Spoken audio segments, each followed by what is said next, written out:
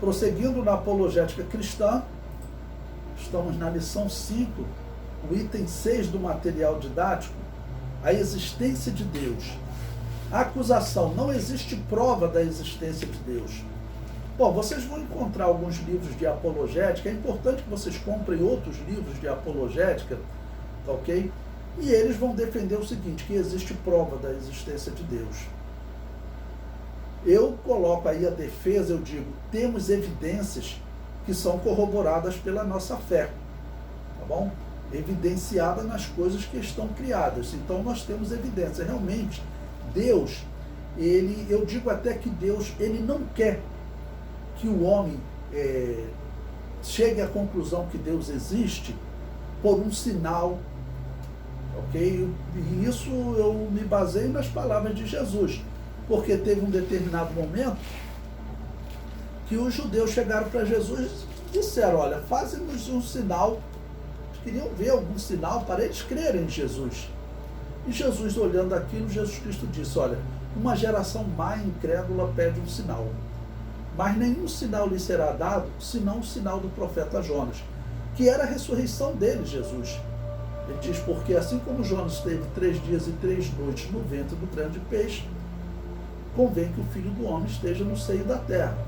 Ou seja, a ressurreição dele era o sinal que eles teriam. E ressurreição você tem que ter fé.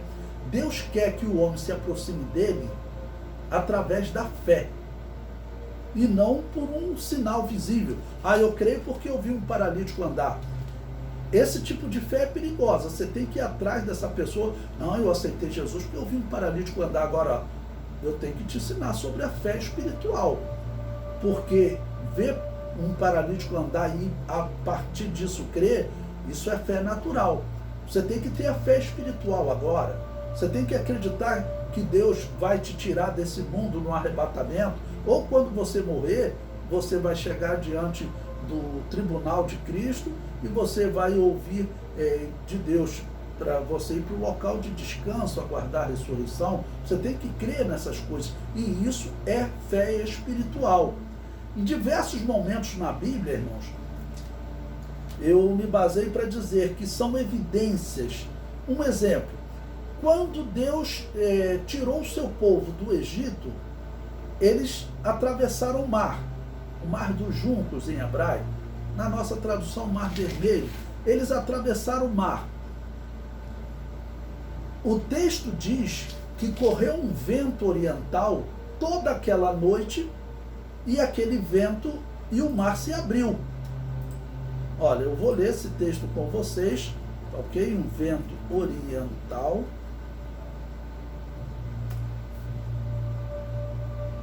Está lá em Êxodo capítulo 14, versículo 21.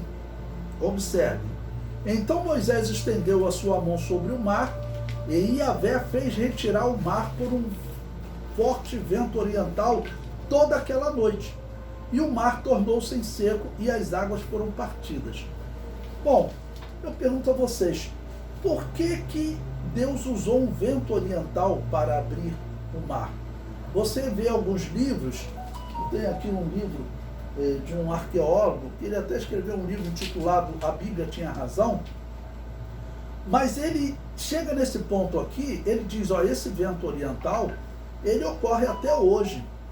E naquela região seca, de grande calor, esse vento faz a água baixar, tem uma evaporação, faz a água baixar, e as pessoas atravessam algumas regiões com água no tornozelo.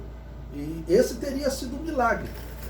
Olha, você pensa, Deus, que nós não dizemos que Deus é sábio, nós dizemos que Ele é a própria sabedoria. Inserir aqui um vento oriental parece desfazer o milagre. Nós sabemos que não desfaz. Conforme você olha, por exemplo, nos filmes que são feitos, Moisés chega, levanta a mão, com uma vara, faz uma oração e o mar se abre, pronto. Mas a Bíblia diz que isso aconteceu depois que um vento correu toda aquela noite. Por que Deus fez isso? O homem que tem fé, então eu estou dizendo para vocês, a fé é o critério divino. O homem que tem fé, ele olha para essa história e ele diz o seguinte: Deus operou aqui. Primeiro que diz que Yahvé fez retirar o mar, ok? Então Deus operou. Em segundo lugar, porque essa história de que pessoas atravessam com água no tornozelo, olha, existe até uma história que numa escola, a professora provocando a criança, né, e teria falado isso para a criança e disse o seguinte, olha, tá vendo? Na verdade eles atravessaram com água no tornozelo e foi um vento, não tem nada de Deus nisso. Aí disse que a menina falou, poxa, então o milagre também é grande, professora, porque com água no tornozelo, soldados morreram estando em cima de cavalo? Como é que eles morreram afogados com uma água de 10 centímetros, 20 centímetros? Ok? Então, nós olhamos e nós vemos, quem tem fé vê que não é um fenômeno natural. Observe o maná e a carne, o pão e a carne que caíram. O pão, a Bíblia diz que eram sementes, que eram como sementes de coentro, que o povo ia lá e recolhia. Então era semente. Deus tinha poder de fazer cair um pão, já quentinho, que saiu do forno agora. Deus tem esse poder. Mas Deus, mesmo no deserto, para mostrar que é um milagre, Deus faz então que o vento traga sementes que se juntem e o povo ali colhe aquela semente e bota no forno e faz bolo. Ok? É isso que está escrito.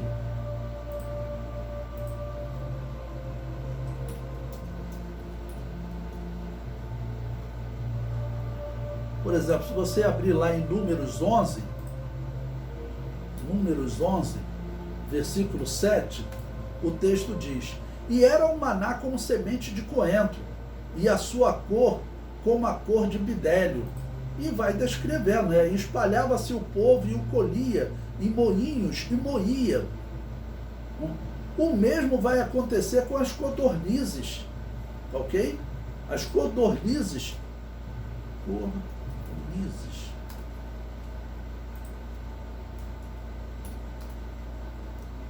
Números capítulo 11, versículo 31 e 32, ó. Então soprou um vento de Yahvé e trouxe codornizes do mar. E as espalhou pelo arraial, quase caminho de um dia, de uma banda, e quase caminho de um dia da outra banda, a roda do arraial, e a quase 2 côvados sobre a terra. E no versículo 32, então o povo se levantou todo aquele dia, e toda aquela noite, e todo o dia seguinte, e colheram as codornizes. Uma vez eu ainda falei isso numa aula, uma irmã falou assim, poxa pastor, eu pensei que caiu uma carne, um bife. Eu falei, não, irmão, Deus tem poder para fazer isso. Mas Deus usou um fenômeno natural. O homem que não tem fé, ele olha para esse fenômeno e diz, isso aí é um fenômeno natural. Às vezes quando bate um vento lá, as codornizes ficam cansadas voando contra o vento e elas acabam caindo no solo cansado, você pode chegar e pegar. Isso aí não é milagre. Tem livros que falam isso. Esse livro, né, a Bíblia tinha razão, ele fala isso. Ok? Mas o homem que tem fé, ele olha e vê que, na verdade, havia uma operação divina assim. Por quê? Bom, vamos lá. Primeiro, esse maná, ele caía de domingo a sexta-feira. Ele não caía no sábado. Na sexta-feira ele caía em dobro. Para você pegar mais, já que no sábado não cairia. Se na segunda-feira você pegasse mais do que você precisasse e guardasse para terça-feira, esse maná apodrecia. Mas da sexta para o sábado ele não apodrecia. Na sexta-feira ele pegava para a sexta e pegava também para o sábado. Nesse dia não apodrecia. Outra coisa, esse maná, ele caiu, Israel esteve no deserto por 40 anos. Esse maná caiu durante os 40 anos, sempre de domingo a sexta. E quando eles entraram em Canaã, esse maná parou de cair. Então, quem olha, vê que é um milagre. E veja os números. Esses números são um pouco contestados, às vezes a quantidade, mas a Bíblia fala em 600 mil soldados. Se você considerar 600 mil soldados e você for considerar que tinha quantos homens existiam, velhos que já passaram da idade de ir à guerra e jovens que ainda não iam para a guerra, normalmente esse número é considerado o mesmo. Então haviam 600 mil jovens, 600 mil idosos. Isso dá 1.800.000 de homens.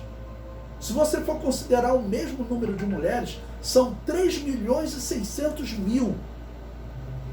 Como é que você alimenta 3.600.000 pessoas num deserto, ok? Com sementes, um local onde tem poucas árvores, um local também onde tem poucas aves. Aquelas aves já foram trazidas ali do mar e elas acabaram caindo ali para os israelitas poderem se alimentar. Então está claro que isso é um milagre. Então Deus, ele quer que o homem se aproxime dele através da fé. Um outro exemplo também que é citado nesses livros de arqueologia é o exemplo de Moisés tocar numa rocha e ela ceder água. Eles dizem que isso acontece normalmente no deserto.